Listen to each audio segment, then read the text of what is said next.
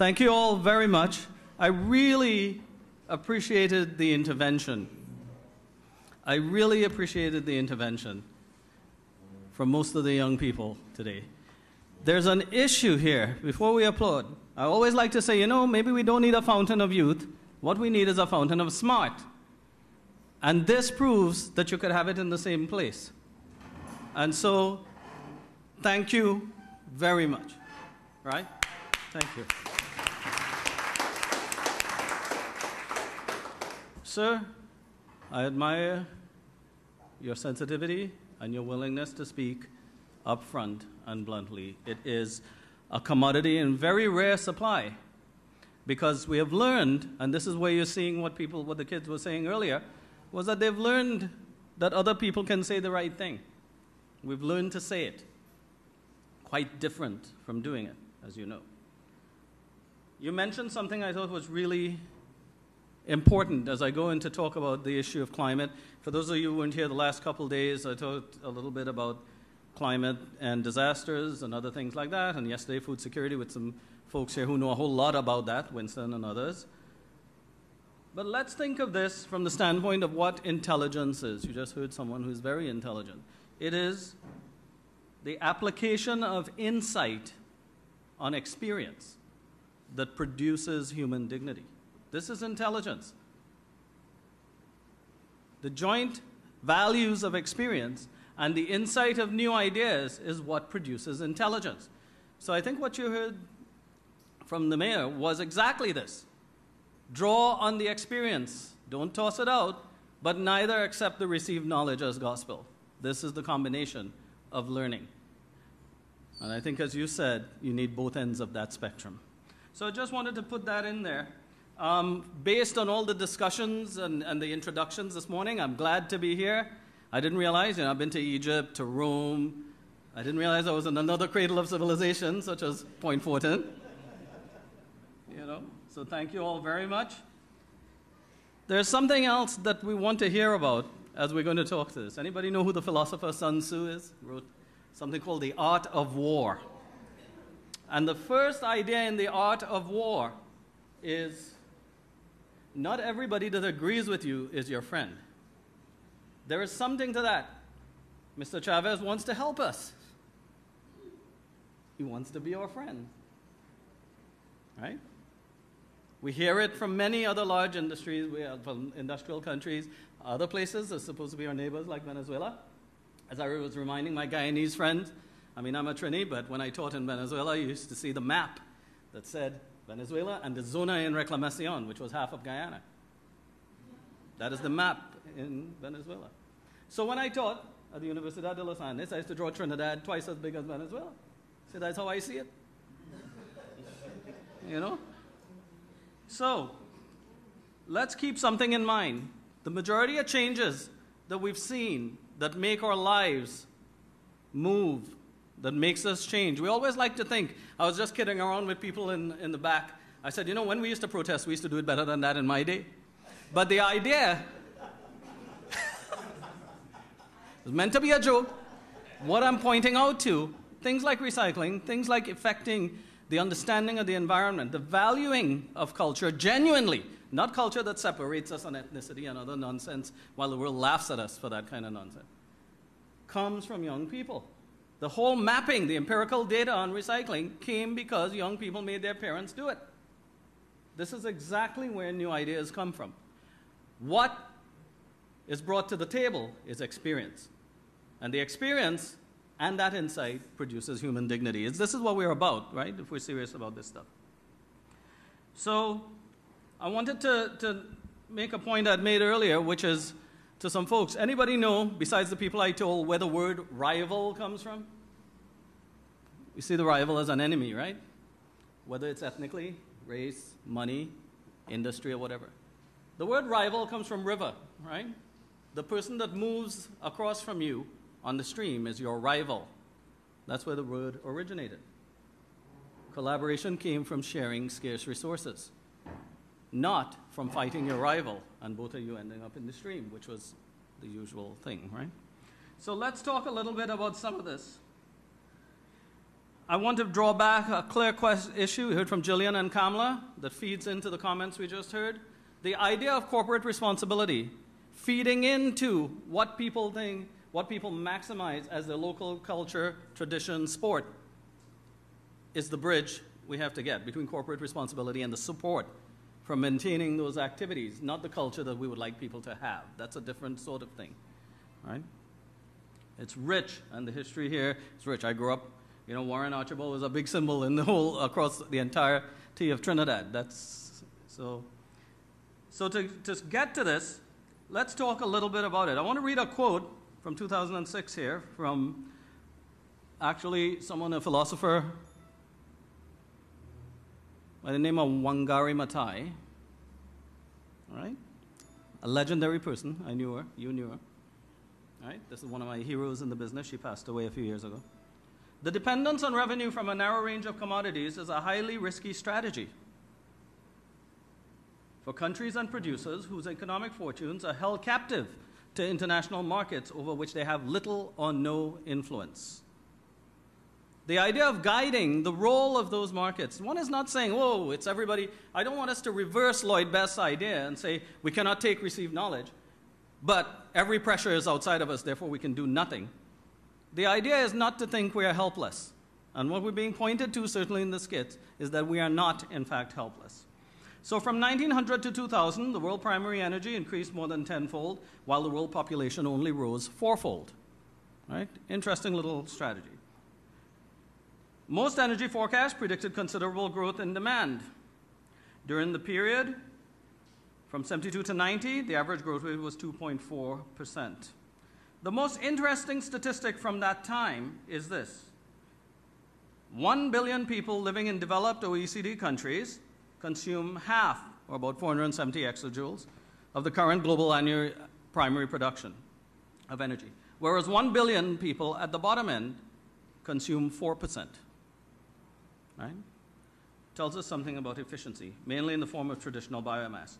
The future, next few years, will determine which humans, which communities can expect to achieve a decent standard of living. This is the quality. I was asking folks around the table, some young people, what makes us, what drives us to do what we're doing? Is it just economics? Or is it well-being? Is it a sense of place? It is a sense of respect. We evolve in our time frames and our prospects, and this is what we're going to talk about, a potential evolution in the way we think about the link between climate and energy. My mother used to always say, if evolution worked how you thought it did, then why don't mothers have more than 2 hands? Right? So let's get to this. So depending on the impacts, as some of you know, and I talked about this relative to climate and disasters, we had the energy shocks of the 70s and the 80s and so on. Changes in the distribution of water availability affects us, temperature increases for thermoelectric power generation, which we have some of in the Caribbean. Energy, resource production, and delivery themselves are vulnerable to waves and sea level rise. And where we begin to really get into the meat of things is how do we think differently about linking variability, change in society and the environment into our planning processes. We will be dealing with greater and greater uncertainty. That's the one thing I'm sure about. So, the issue from renewables, which I was asked to speak about, I can go through what goes into solar power, what goes into all these other things. But by 2035, we only estimate that about 20% of energy production will be renewables anyway. Right? So 80% has to be fossil fuel. And the question is, how then do we manage the impact so we get the best out of that? The idea of large amounts of resources being drawn from a place, but the community from which it is drawn not showing commensurate benefits is not new. We see it all over the world, and that is an entry point for action. Anybody remember the Ryder-Scott report? What was done with the Ryder-Scott report? It's a manifesto, is what it was, right? Wasn't a true analysis of the issue. What basically it was saying was, here is the limit to production. No one knows what they really are. This is the thing. And our biggest mistake we could make is say, like the folks in peak oil did, in 20 years we'll be out. No one really knows that. As I said, the first talk I gave, the only thing I could make as a scientist in terms of the future is, if we're not careful, we'll end up where we're going. That's my only forecast I could make that has some science behind it. So we were given numbers, and we were told what those are. And the question is, for those of you that don't know, the Ryder Scott report came out, I think it is 2007, right? Ryder Scott report. Was basically saying, here, huh? Right.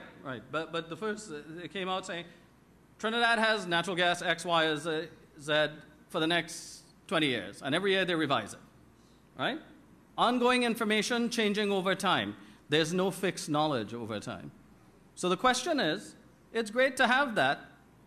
It's great to have a view that will last forever too. These are two extremes of the same situation. And when we talk about planning, we want fixed ideas. We want to say we know what the future is. As I like to tell people, I'm a climate change skeptic. I sit on the Intergovernmental Panel on Climate Change. Every thinking person should be a skeptic.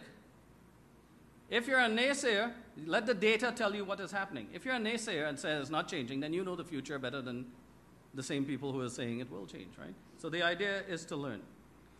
So what do we have? Energy security has recently become an important policy driver. We deal with this. There's a pilot program on climate resilience. There's $6 billion behind it, $6 billion US dollars.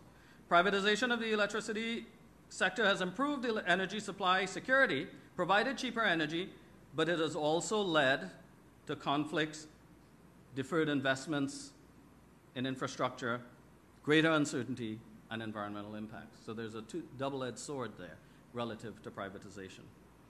So what do we do now?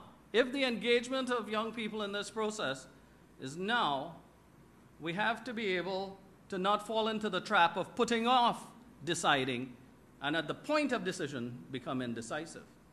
This is what we tend to do. So there is no immediate need on the islands to institute renewable energy projects for energy security. I didn't say that.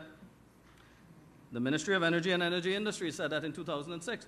And regardless of the administration, they said it again recently.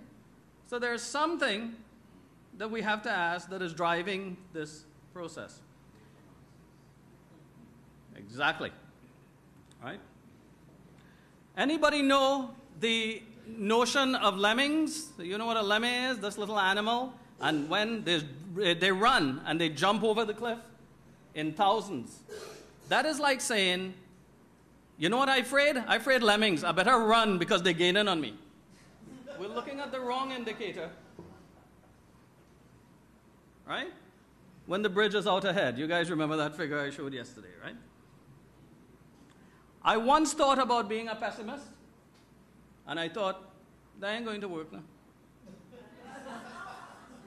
That's original. Anybody want to use it could have it. Okay.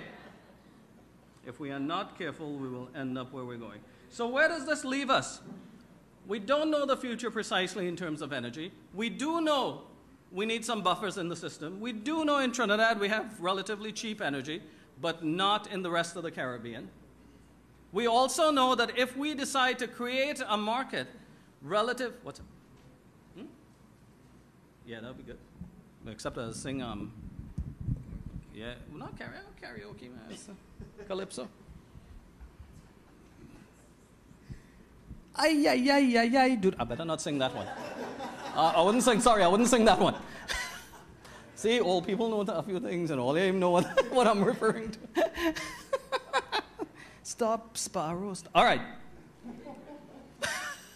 So here's the thing. Where does this leave us? We have to be doing something now. We have to be staving off what we think, what we believe about the future. We can't wait, put off deciding, and then be indecisive. In 1997 to 2006, we had a 60% increase in heavy industry energy use in Trinidad. 60% increase, right? Anybody has an idea how many cars Trinidad has as of? How many cars do we have? Too many. That's three many. I'll give you the number. I wouldn't leave you in the dark.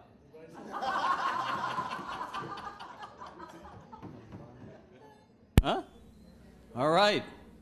We're in the seat of power, you know. Anyway, how much do we have? 10 years ago, we had 3,000 cars. 300,000. 300,000. Between 1990 and 2000, now we have 500,000. Exactly. We grew 50% in the number of vehicles in 10 years. So the question is not simply what does renewable energy mean for Trinidad or the region. The moment we make a contract to have lower prices for our brothers and sisters in the region, in steps Venezuela, in steps basically Mexico, and says we could do it cheaper because the region is not their concern, right? This is a major, major issue. So what does that leave us in terms of on-the-ground action relative to the question of climate and our response to that?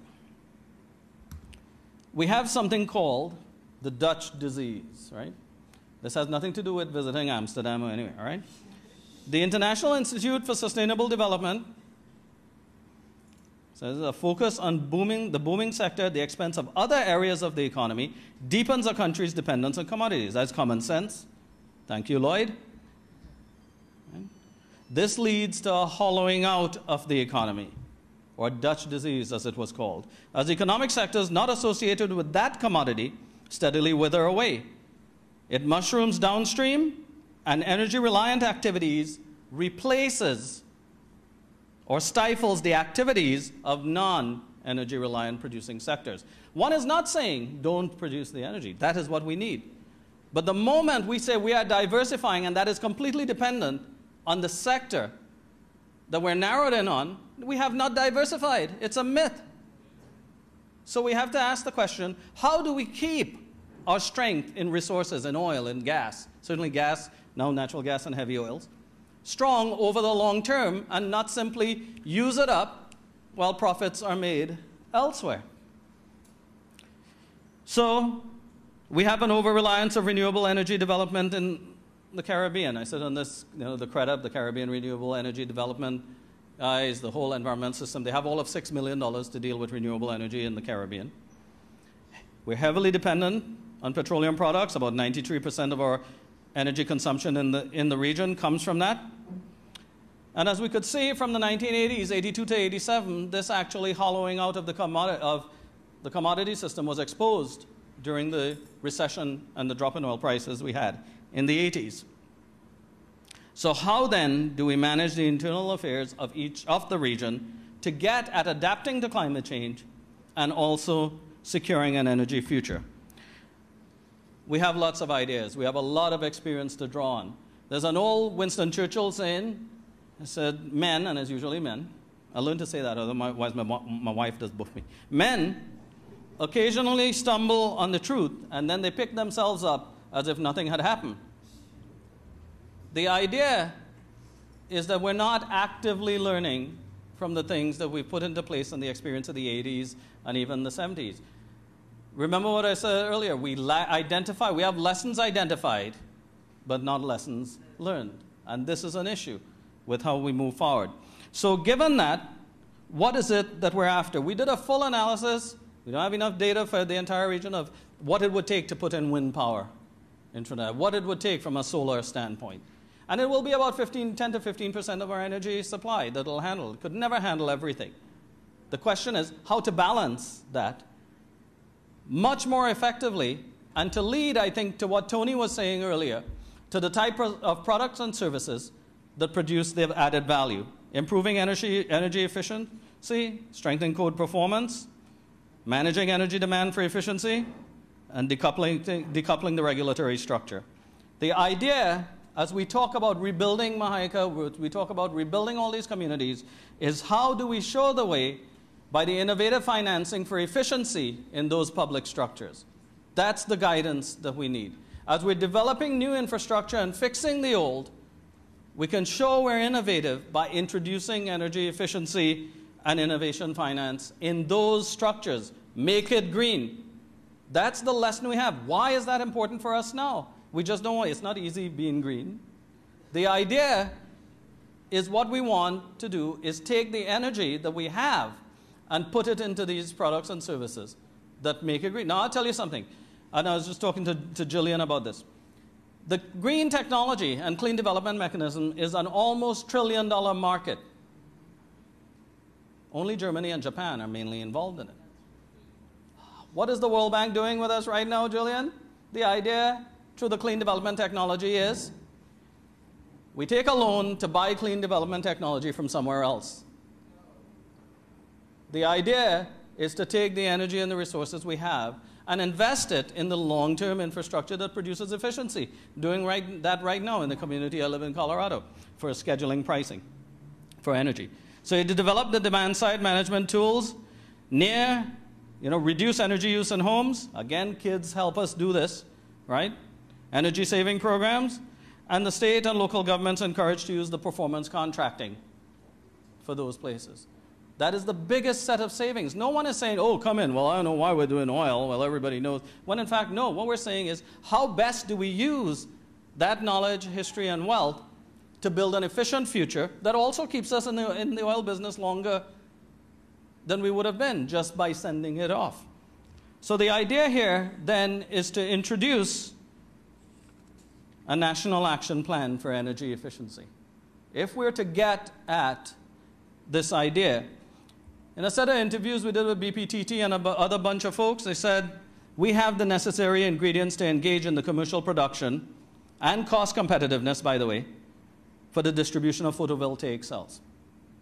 We have the technology, we have the people, and we have the energy. The issue is, let's help build renewable stuff for the rest of the market so that they too are one, we're working with them, and we don't fall into this trap of believing that free loans to buy somebody oil is actually a favor. All right? This is a critical sort of question. This is how we got into this. There's the first rule in physics of hysteresis, right? It says, if stupidity got you into a problem, it wouldn't get you out. And so applying the same knowledge doesn't get us there. So what would we do?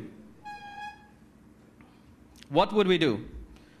We need formal endorsement by state and local governments of best practices for a national action plan for efficiency. That gets us into building new infrastructure, green, efficient, and the technology to do that, not to import it to put into those places, but you build that technology here. Otherwise, we're purchasing it from Germany and Japan, which is okay, but,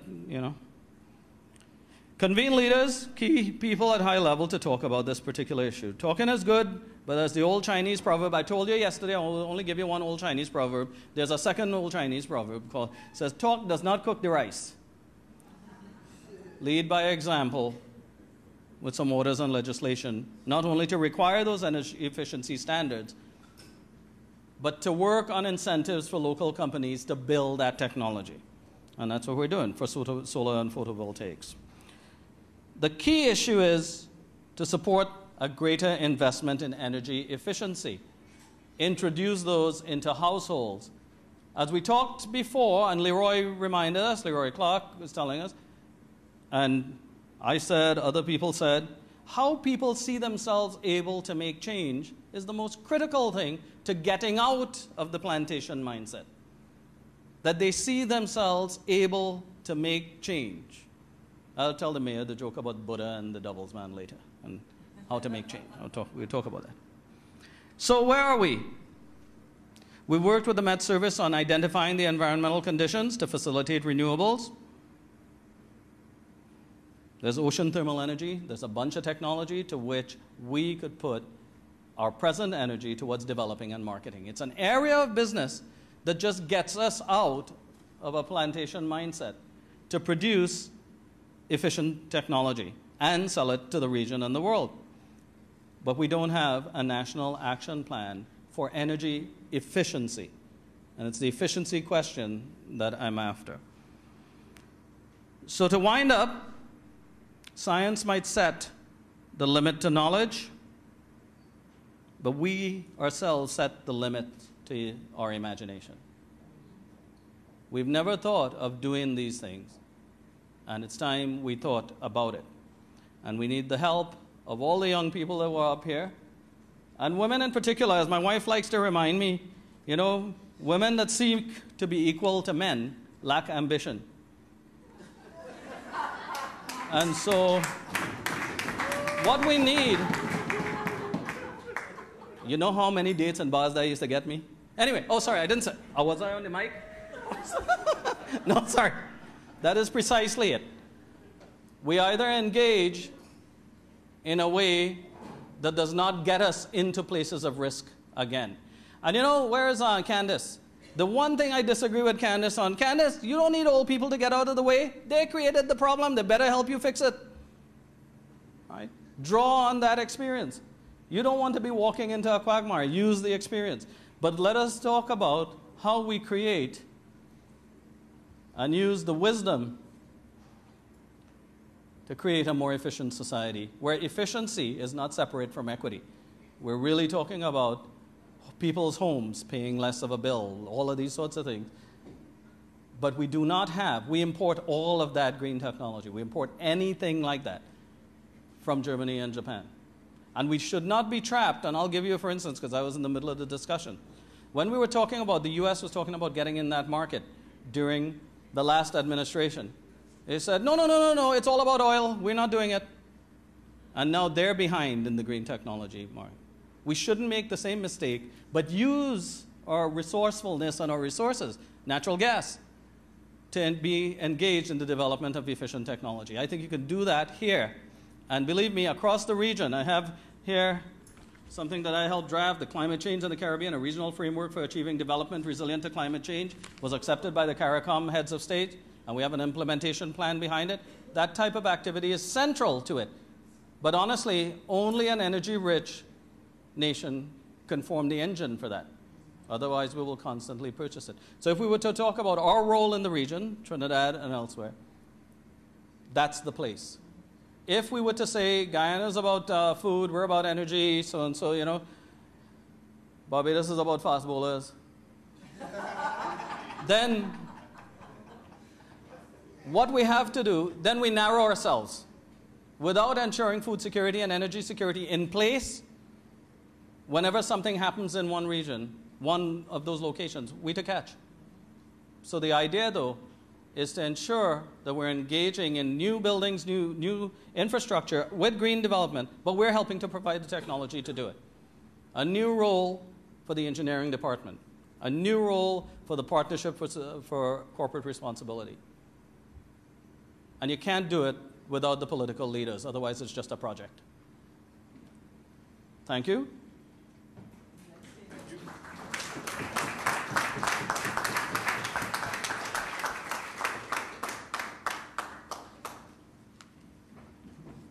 Anything else? You have to pardon my jokes, Mr. Mayor. Sometimes my mind has a mind of its own. See ya.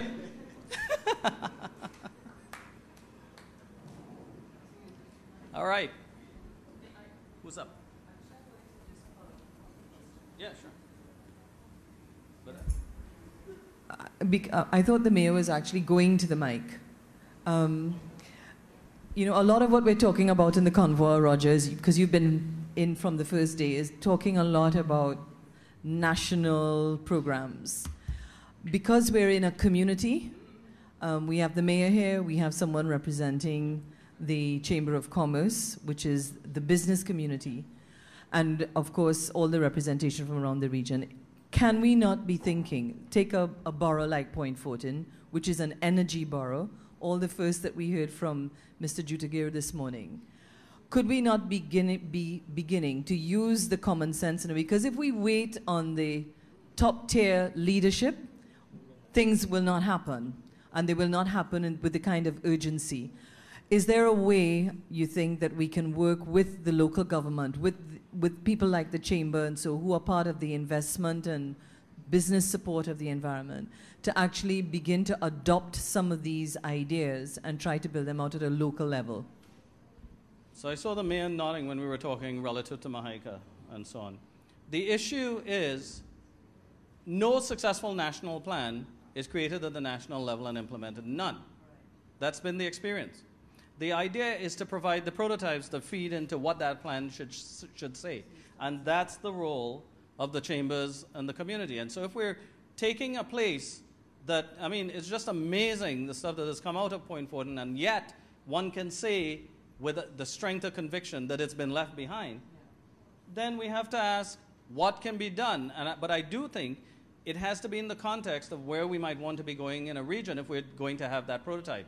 Energy efficiency. Showing, in fact, that the resources can be put back into a greener Mahaika and that the lessons can come from the households up in terms of efficient energy technology. We do it. We've done it for communities in other parts of the world. And the idea is, honestly, it's a battle always between the bottom up and the top down, and you need both levels. There's no getting away from it. So. Thank you, Roger. I introduced myself earlier. It falls to me to be sure that we're all aware that Roger, who's a climate scientist, is one of the Caribbean's Nobel Prize-winning laureates. He never talks about this, but we need to recognize that.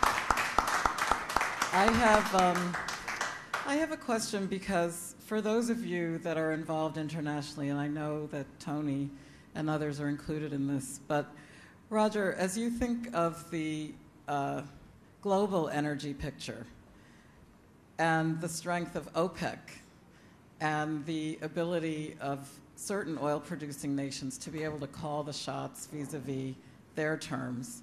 You know, like I mentioned earlier, I lived in Nigeria for such a long time, and it was a sorrow that not only do they flare gas morning, noon, and night, but the rivers are poisoned, so that as a little kid growing up in an oil-producing area, you know, they produce millions of barrels of oil a day, and that kid doesn't go to school. I mean, the communities are completely ravaged. Point Fortin, at least, is still environmentally beautiful, and you're not like, you know, you can tell day from night here. In some of these communities, the gas is flaring all the time, so it's bright, you know? So I'm just wondering, is there cooperation across Africa to the Caribbean region and Trinidad in particular? How are you, if you are, educating each other? Is there any prospect for alliances outside the region looking now towards? We also have Adwa with us, who hails from Ghana, although she works in Senegal. And we understood that you know, Ghana is a new oil field, or whatever you call it. So I'd just like for those of you who know about this to reflect for us in the greater group. Thank you. In fact, what I was hoping for in this session would be exactly the kind of question being put out to people in the room to try to answer it. Because I could say, yeah, we have collaboration on different sorts of things. But as I mentioned about tourism, about water, and it is true about oil, and was said, I think, by Mr. Jupiter this morning, I think, we're a plus or minus margin of error for OPEC, right? It really doesn't matter to them what we, yes, it doesn't. And they're serious about it, because the scale at which things fluctuate is more than we produce.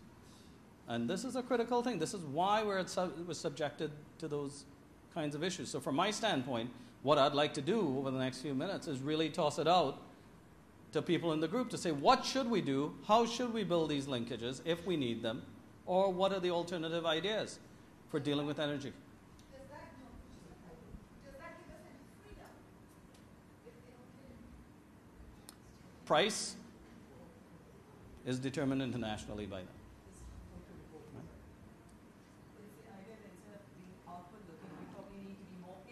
So what is it we can do? Yeah, from the standpoint of things like efficiency, from the standpoint of things like environmental impact, but also things that bring in livelihoods and resources, not just, yeah, I grew up thinking Trinidad is the most beautiful place in the world, because I used to go to every beach with my family, climb every hill we had, climb every mile. Well, but the idea, though, is that we have to ask ourselves, what is it we're doing with the resources that we have? Where is it? And again, think about it. Point Fortin, the producer of most of these things, and we're saying, wow, there's a gap, right? If any place is ripe for some intervention because the resources are here. This is the place. So from the standpoint of energy, efficiency, practice, anything else like that, I think it would be important to hear from people in the room about what ideas relative to the energy question that they have. Now, I work on renewable energy issues, energy security, water, and food, as it relates to a changing climate. That's what a big chunk of what I work on, and set up teams in different parts of the world to do it. And the issue is they're made up of academic, yeah, that's fine, state, private sector, and NGOs. And the question is, what's the network, what's the partnerships that we need? I don't know why Tony Paul doesn't come to the mic. Is he still here? Okay, because one of the, I'll be very short. One of the issues that we are missing is that the biggest resource that we have in Trinidad now, and Tobago now, is the human resource. We have the expertise, and we have had it for a long time, and anybody who wants to start up new plants, they come here. The biggest problem with us also is that we haven't written the history of the oil and gas industry properly yet, so that people can understand what is going on here. But Tony, I will stay there because I think you know this better than I do. Thank you. Other comments based on it? Yeah. Evening. I'm Omar from Jamaica. Roger, you mentioned something about photovoltaic. As far as I can remember, we worked on some design for houses with that in North America, but one of the main concerns in dealing with that was that photovoltaic, the production of that is very dangerous to the environment. How could we deal with that in the region? So this is a critical issue, right? The studies show from BP and elsewhere that we actually have the resources and everything else to produce photovoltaic, basically cells and panels, right? For solar. The issue has to do with how you get rid of the waste. Now, one of the things we're also trying to work in, and Barbados is trying to do this effectively, right, is to use waste as an energy resource as well, right? Not just, waste to wine, Anyway, but the idea here, though, is being asked, each of these types of technology in an island environment produces its own set of risks, right? And it is actually produced, it does damage water quality, and it does put toxins in ground. The issue with photovoltaics, though, is there's a bunch of new technology for putting it in glass, right? So that you don't put it into water, so that you don't put it into soil. And what you do is you ship it to where people used to ship stuff to us. Anybody know when we got the big Point-à-Pierre plant? Yeah, what year did it really, when Esso put in the big plant? I mean, sorry, Texaco. It was 64 or 62? Huh? Yeah, it was 64. One of the reasons is that it didn't meet the environmental requirements in Louisiana in 1964, right? This is the trap we don't want to fall into. What we're trying to do, certainly from the U.S. standpoint and elsewhere, is to be able to take the waste from photovoltaic cells, when you create them, put them in glass and recycle them. And so we actually are developing, well, there's one plant in Nevada, and there's one plant being developed in Florida, to take the glass embedded stuff and recycle the material. My issue is, take it back. We have one of the biggest problems in island environments is the removal of waste of any kind. And so we're looking into how to use waste for energy. But from the standpoint of production of photovoltaics, right now the safest thing to do is you put it in glass blocks and then you recycle the glass blocks. And that's basically where we are. That's been the most recent advancements in treating that. Now what I'm getting at, of course, is not saying, oh, well, we create photovoltaics for ourselves as some way of replacing oil and fossil fuels. I'm talking about marketing green technology to other places. Right? Anthony. Sorry, I don't know why Winston called me here. Just take the mic off. I thought we were leaving this afternoon for the young people, but Winston asked me about the history. And Roger made a good point there, and I'd like to put an anecdote in here to your question of renewables and solar panels. I was doing some work in West Africa. I met this guy who had been in Ghana looking to do some work for the Ghana government. And he kept hearing everywhere he went, Trinidad, Trinidad, Trinidad. So he heard I was there and we met. It turns out he's the owner of the second biggest engineering firm in India.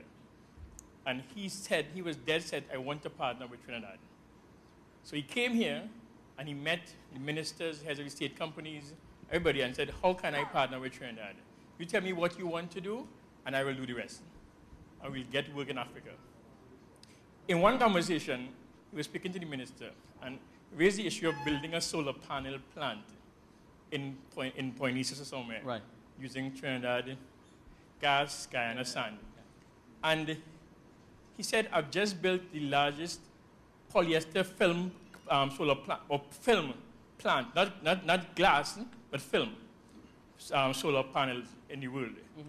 And I have to ask you, why do you want to build glass solar panels? Right. He said, do you know, and I don't know the answer to this if it's true or not, he said, do you know that the energy that's consumed in making a solar panel is more than the energy it generates in its entire life?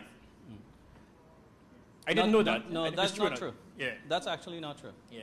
Yeah, for the life cycle of a solar panel, Yeah. it actually takes about 20 or 30 years. Yeah. And then you've started to add on new life to it. So 20 years after it started to add value to energy consumption. Yeah. In other words, the life cycle energy Right. is repaid in that time. Right. Yeah. In terms of energy input. Yeah. So the point he was making, however, was we are better off exporting natural gas and people who Right. want to use energy Well, natural gas, sure. than converting it to solar panels and then setting those up the islands. Mm-hmm. That's what he was making. Yeah? Yeah. But to your point, Winston, about the history, there are all kinds of reasons the history isn't written. A big part of it is that the information is hidden from the public. Now, contracts, deals, that's where the data lies. That's hidden. We have a rich history. We've had 100 years of natural resource development. And we've had 50 years of natural gas, which is very unique in the world. We had the first ammonia fertilizer plant from natural gas in the world in the 1950s. Yeah? Now, in that time, we've been through every possible scenario a country could go through in terms of natural resources. Internally, in terms of reserves, in terms of investment, climate, fiscal regime, capacity, infrastructure, everything it takes to develop resources. Globally, in terms of global demand, prices, investor desire, everything. We've been through all of those cycles, and we've done things that we've learned from. We've had great successes and great disasters. Right. But a lot of that knowledge isn't available for people like ourselves in the external to analyze and write about. In 1962, in fact, prior to 1962, the government at the time, which was local, was determined that we get more value from our resources. And if you look at Eric Williams' speeches in Woodford Square in 1955, he said things like, we need more local value addition. We need more local capital invested in the sector. We need to get down the value chain. This is the kinds of things he was speaking about. Very common language today. In 1963, after the elections, he established a commission of inquiry to do exactly that, analyze the industry, understand what needed to be done to go down that route. And subsequent to that, he established the instruments of government to do that. Petroleum law, regulations, Right. Ministry of Energy, procedures to get those done. The fact of the matter is, it doesn't take one or two things to get resources developed well. It takes all of those things. Education, capacity development, all parts of it, capacity development. Right. And Trinidad, over the 100 years, built that ecosystem, as you would, of policy, legislation, procedures, institutions, capital access, those things. So it's hard to replicate, but we can't replicate it unless we analyze and write about it. But the fact of the matter is, a lot of the hard data sits in these contracts, in these agreements.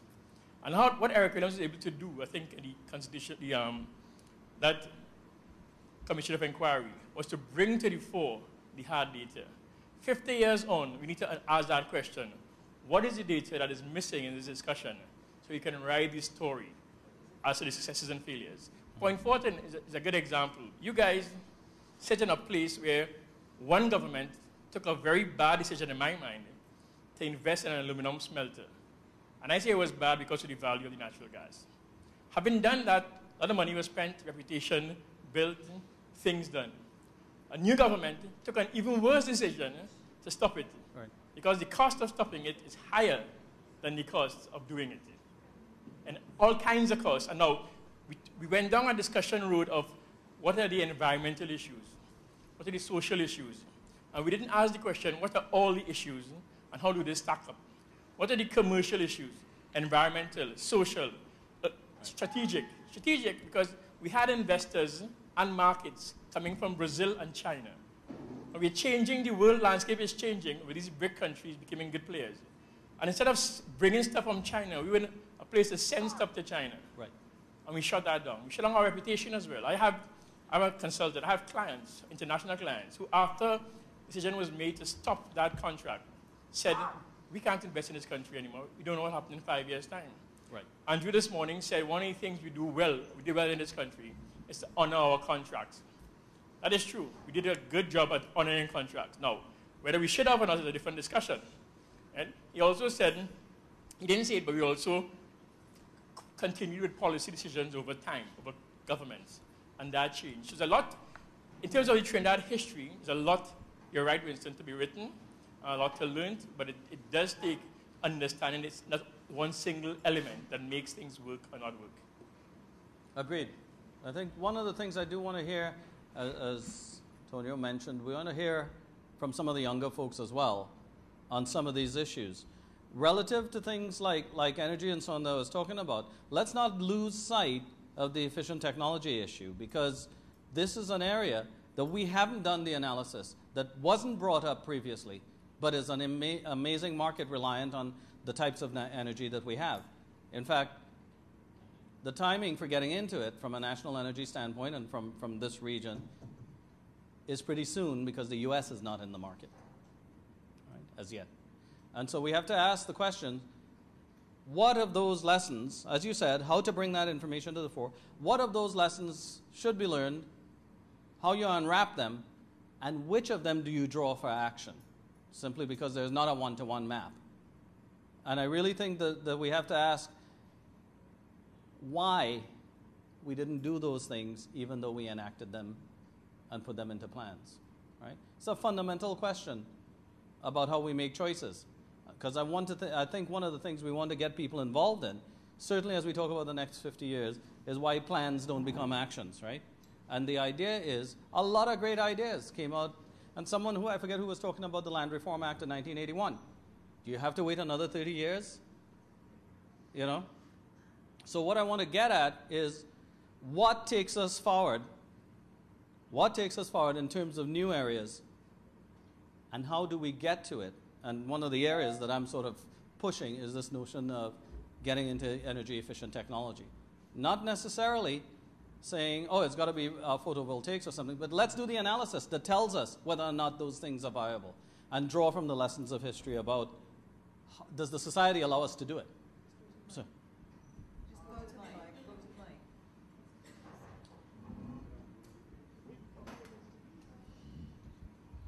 Oh, thank you very much for this history lessons I'm getting. Just a small question. I just want to know, what are the possibilities of having nuclear energy in the Caribbean? Oh.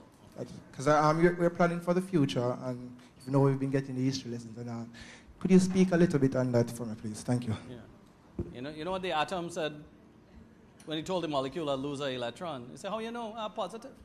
All right.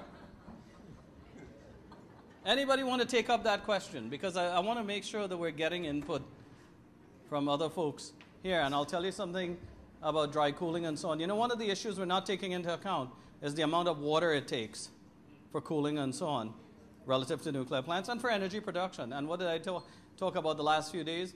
Where has one of the most reliable drying out signals in the world? We do. I want to get a sense, I would like to get a sense from people who are here about what they think about that question of nuclear energy.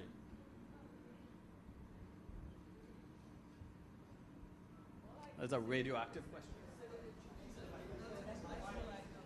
Go ahead, just say. All I can say is that it is being considered in Jamaica. That's interesting, right? She said it's being considered in Jamaica. And so your question is as well, what else do you think about it? Other issues?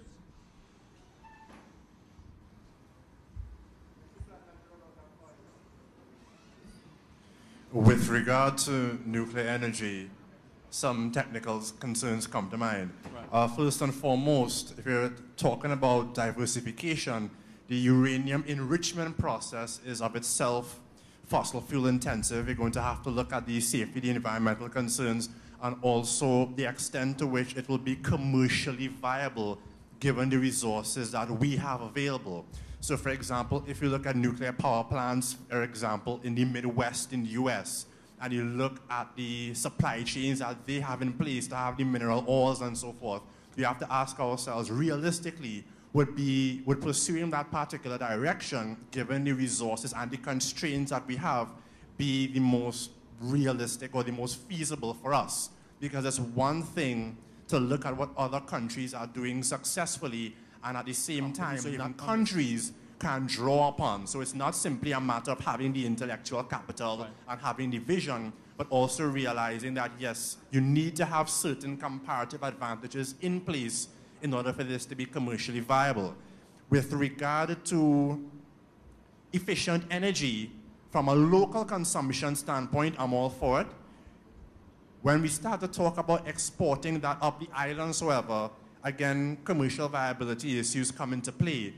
If we were to enter that market, would we have the competitive advantage necessary to hold that market if and when, because it's simply a matter of when, the US does in fact become a major player? Right. Yeah. The cheap energy is a critical issue right now for getting into that market. And by the way, do people know who Malcolm Gladwell is? He's Jamaican. Jamaican! All right, just wanted to say that. Just wanted to say that. Okay. Just to finish the sort of question. Now, the other thing about comparative advantage has to do with the relative cheapness of energy, but one of the other things we do need to draw on from that standpoint is the issue of wind, tide, and something else which is getting a lot of attention, which is thermal depth in oceans, right? The difference between the upper ocean and the bottom is very dramatic, and actually there are lots of good technology to draw energy from the oceans. And what did I say the first day? Where is most of our CO2 going and warming happening? In the oceans, right? So I didn't want to just hone in on the photovoltaic question. We haven't asked the question more broadly about other types of technology and so on.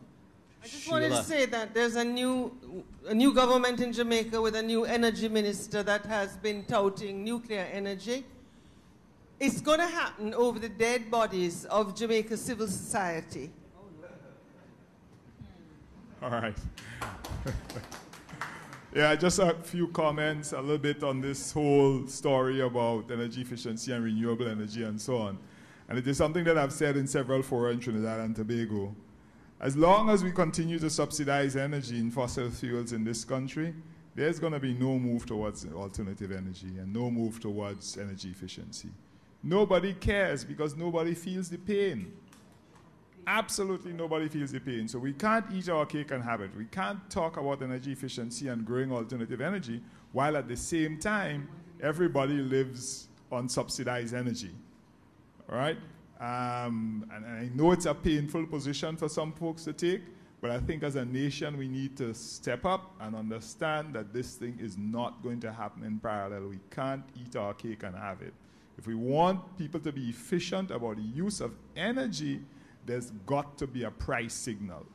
And as long as the price signal is there, there's no incentive. Leave the lights on in the play fields all night, 24 hours, nobody using it.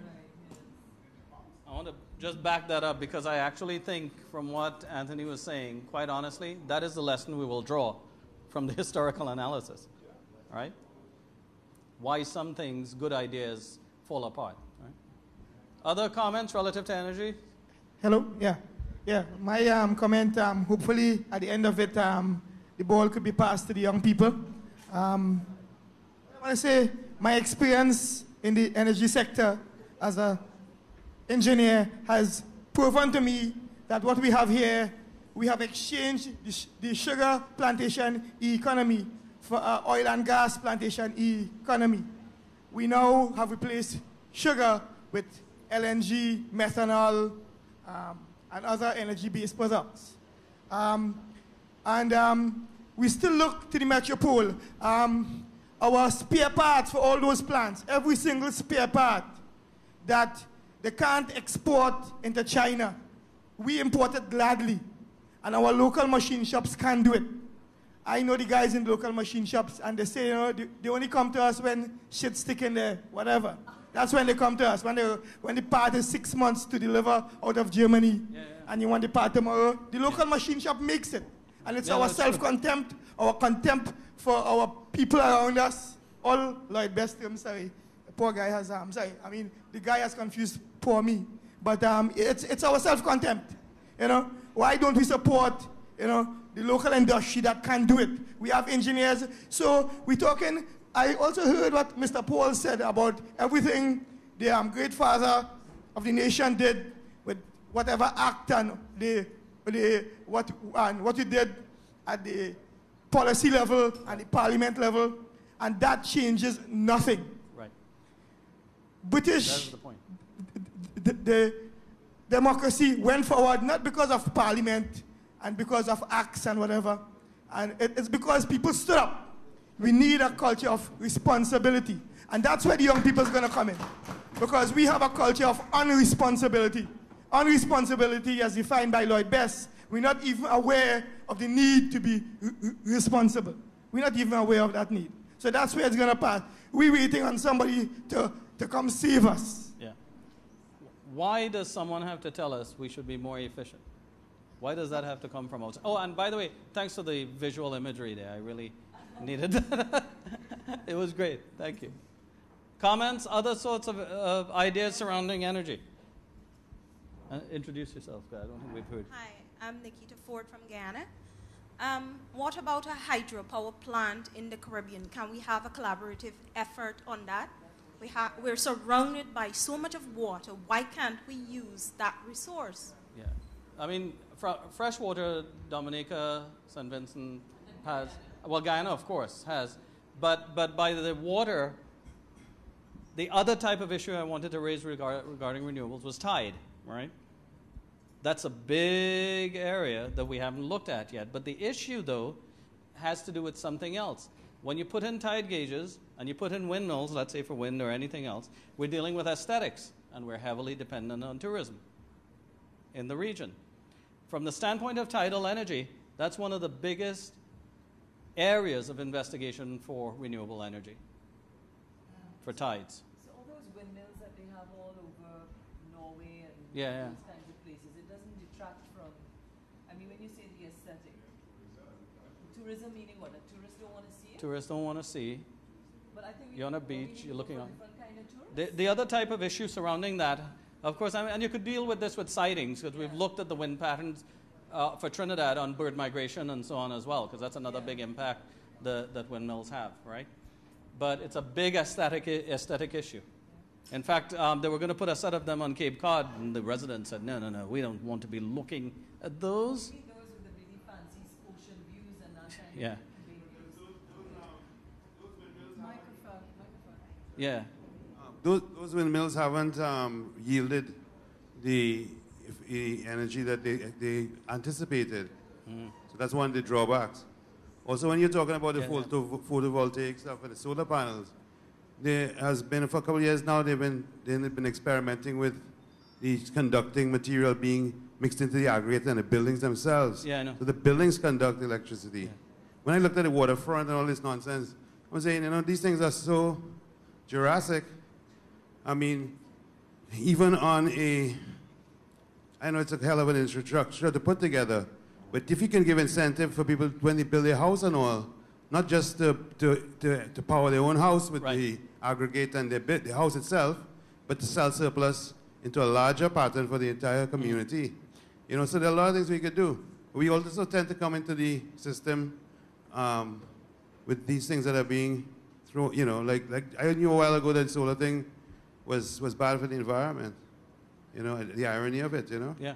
So the issue, though, in that setting is, remember, things like firm power, which is produced by coal, which is produced by fossil fuel, gives you firm power. It's reliable. You get it anytime, whereas off-grid types of power, such as wind, and solar, are fluctuations, right? They're not easy to put onto a grid.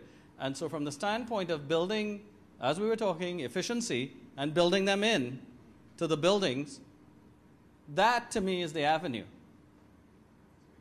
Yeah, it's the biggest savings. So other issues surrounding energy.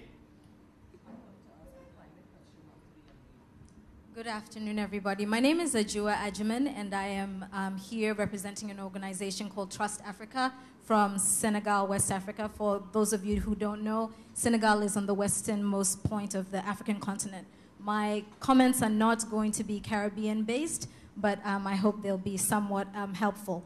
I come from a continent which I am here because there are, of course, linkages with the Caribbean. And so these comments and concerns are not strange to me. It's as if we share an umbilical cord, and even though the umbilical cord has been severed, there's still a lot of connection. A comment was made by a gentleman here about why British was rising up, and it's British civilization rose up because they were exploiting a lot of our nations and our countries. It's not because they decided to rise up. So I think we've got to be very cognizant that we deal in a world order where a lot of things are not for us. And in that context, what can we do collectively as Africans, as Caribbeans, to demand the space for our Caribbean agency or our African agency? The organization that I work for is a foundation based on the continent because Africans decided to come together to work on our issues for us, by us. There are a lot of problems on the African continent, and one of them is the extractive nature of a lot of our economies. One of the ways in which we are working on this issue is one of the NGOs that we support, Third World Network, has devised a mining platform for the whole continent so that when a community has a document where they can all collectively say, this is what we believe as a continent. This paper has been adopted by the AU, and the way in which then policy meets the local level is that once communities know that there are policies that are being enacted, that governments have signed to, that governments are holding in high regard, you at your community level can say, if the AU has adopted, the AU is, I believe, very much like CARICOM, has adopted this, why can't we at the local level basically make you accountable for that? I wanted to ask Roger the question just to, I guess, educate me more about CARICOM. You mentioned that you had presented a paper about energy, and if you can talk about then how the region then galvanizes around that. Thank you very much. Sure. I know. Let me make one comment, because given history, given Lloyd and his ideas, I know it's true that we have this, we're trapped in sort of the plantation economy, colonial mindset, all these other things, which are true. But never forget that we're imposing a lot of that on ourselves right now. I really don't want us to lose sight of the fact that it is still, as it is not the case with received knowledge from somewhere else, it is still not up to the other to remove these pressures. It's up to us. And we're doing it to ourselves. We are, and we have to admit that. One of the things you look to young people for is not to act like old people did, not to have the biases, ethnic, race, class, right? Like others. This is until we admit to the fact that we're still doing that, and you pick up the model. I'm sorry, I'm not going to blame, sit back and blame somebody from 100 years ago, even if they played a role in it. We're doing it to ourselves, and we have to be honest about that. Right? Otherwise, it will always be sitting back and waiting for the other to stop hitting us over the head. Right? I just want to make sure. I'll tell you, for instance, big issue. I worked on Hurricane Katrina. Richest country in the world. It's the United States of America. Right? Poor whites and poor blacks completely ignored. That should tell us something. Completely ignored. In the recovery after Hurricane Andrew, last group to get aid was single female heads of households. Right? We have to realize that putting an umbrella of first and second world does not remove the barriers that are within each of those worlds. Right? This is a major, as I was telling someone, I work a lot with tribal communities in the western US. All of us that are expat live somewhere in the States. I could come home to Trinidad. Somebody can go to Ireland. You're telling a people who is from an area that they're not from there. Psychologically, there's nothing worse than that. Right? So from my standpoint, unless we're honest that we're perpetuating parts of those issues, that it's not simply we're all fine and we have this layered on us, I don't think we get at the issue. I really don't. And so I think, I always remember the first black person to run for the presidency in the US. Anybody know who that name is? Shirley Chisholm, right? Shirley Chisholm, I mean, an amazing person, said that she had more problems running as a woman than as a black person. You know why that is? Regardless of ethnicity, class, or race, the gender issue exists everywhere. This is something we have to keep in mind. Right? That's why my wife keeps telling me all of those kinds of things. I'll give you one more that she tells me before we get to that. Remember the old thing, the old philosophical conundrum. If a tree falls in a forest, exist, but they exist on the basis of nations as well as classes within nations.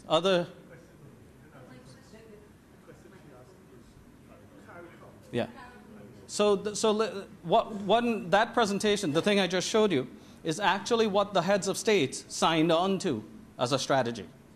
We just did a bunch of stuff that went into that, the papers on energy security, food, disasters, and so on. There's now an implementation plan being written.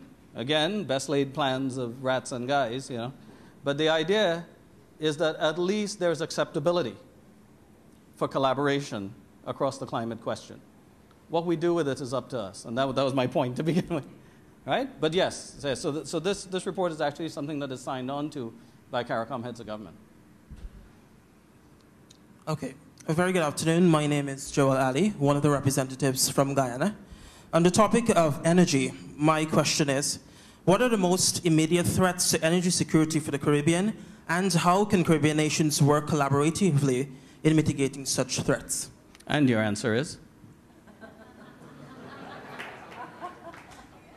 Well, I'm expecting the older minds to intervene here. How convenient. I notice.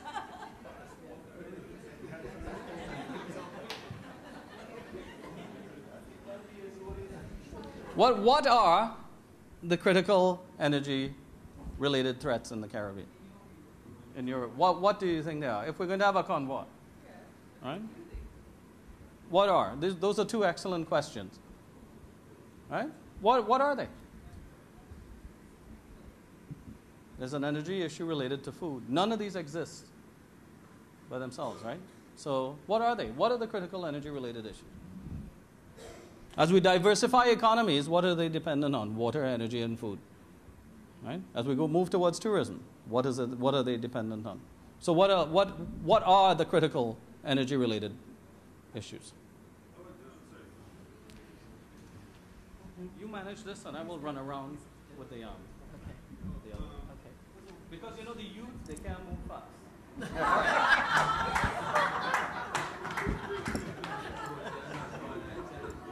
Yeah, like food security versus food sovereignty, I think you look at the difference between energy security and energy sovereignty.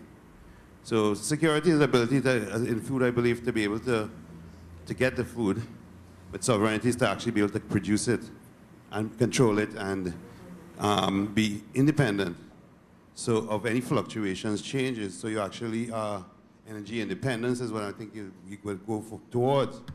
One thing I find we were alluding to with the monocars in Trinidad and X and Y, we talk about production of energy, but the consumption pattern had to shift. Roger's right in the sense that Once the thing was cheap, you leave everything on and all of that. But you got to take in front and change your consumption pattern and use much less net energy, certainly on a household basis, individual basis, than we have become accustomed to. The world cannot continue to sustain or to even increase levels of consumption. The planet can't provide it. In fact, there's so much interdependence between peoples and countries that the more you use, it has to come from somewhere. So it's like food, right? If you're in the United States of America and you're wasting food so that farmers can have, can make surplus and sell and make profit, and you're throwing away food, people starve on the other end of the spectrum. So this great interdependency is crucial. And I think as we start to talk about independence and 50 years of independence and all this, I think we have to look at the concept of what independence is, obviously, because this sham about, post-colonialism, when did that happen? We are neo-colonial space. But also, as we look to independence, talk about interdependence, which is inevitable, in particular within the region. Because we're always looking, as we know, to the metropoles and talking to each other through this translator and never to each other. And I mean that economically and culturally and societally and so on. We have to break all those paradigms up because none of this structure has failed. It failed everybody, right? The alternatives are there. To me, it's obvious. I mean, today I could go home and use less electricity. In fact, we shuttled in a maxi taxi for 25-seater, right? Oh God, everybody here could have come in a car. You know what I mean? 25 cars, one maxi. Think about it now. So, but then you need public education, and you need to use the media, and all of that. Yes, sorry. Because before we get to the other pieces, I want to take up this issue because it builds on yours. Ideas from folks in the convoy. How do you get to that? How do you get, if we're sure that demand is the side. We estimate around the world, if we managed efficiency and demand, we would reduce energy use by 40%. 40%. How would one get to that? What changes our mindset? What makes us do things differently? Because this is the bottom line, it's not whether or not we mix physics, physical sciences, social sciences, and history. It is really how does that influence our decisions? And so the question is, from that standpoint, how do you think that happens? How do you think we get at introducing, if we agree, by the way, some of us might not agree that efficiency is the right thing, to build, I've forgotten what one of my brothers said yesterday, if we went from $3 billion of exporting agriculture to a -3, who is independent?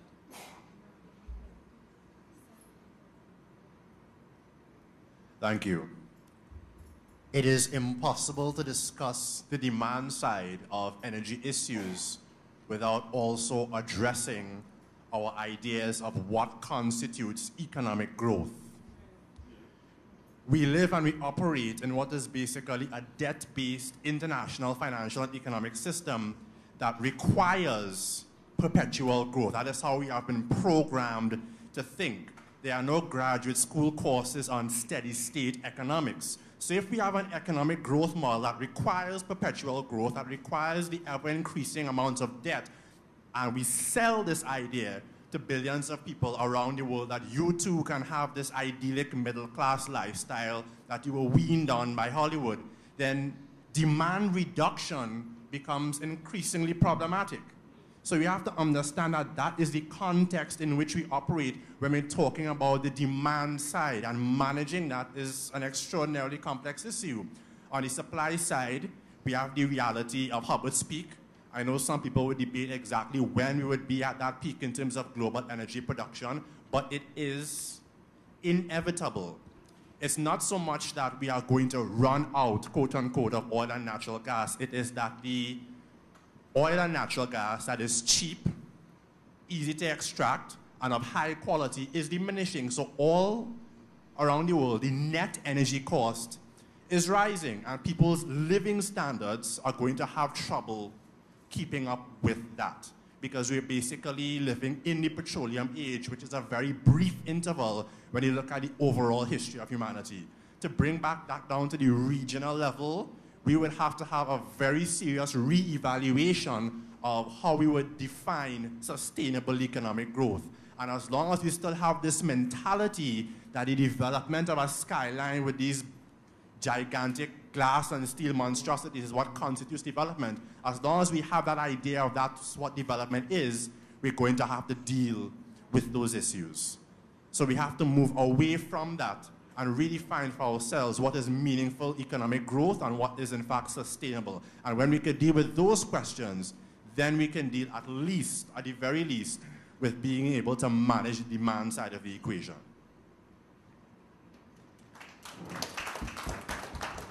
So let's take up as we evolve, as the discussion evolves, the latter bit about the choices in the ways we develop and what gives us meaning is a critical thing. Who believes, however, that efficiency has to mean a reduction in well-being? What I mean by that is this. State of California, per capita use of water went down total amount, right? Even though the population of California doubled. No one complained that that meant I had to take a shower less time and all of this kind of stuff.